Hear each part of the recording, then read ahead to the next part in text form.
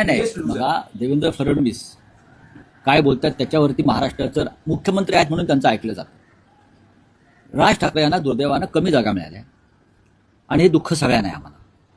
आम्ही आत्ता राजसाहेबांच्या पक्षाचे एक उमेदवार आले होते आमच्याकडले, हे सांगायला की शिवसेनेनं आमच्यासाठी प्रचंड मेहनत घेतली पण थोड्या मताने मी पडलो।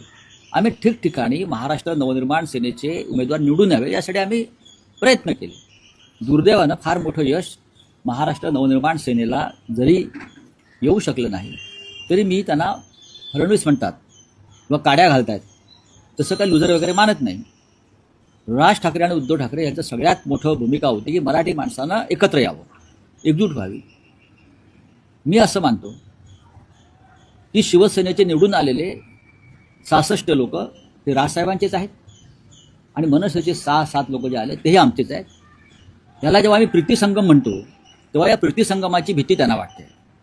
आमचे 4 आले आणि त्यांचे 10 जास्त आले ह्याच्यासाठी ही ठाकरे बंधूंची युती झाली नव्हती मिस्टर फडणवीस, एक लक्षात घ्या। आमच्यावरती आमचे नगरसेवक लपून ठेवायची वेळ आलेली नाही आहे तुम्ही फोडाल वगैरे म्हणून। आम्ही ठाम आहोत, तुमचेच लोक लपवले जात आहेत, लुजर वगैरे कोणी नाही।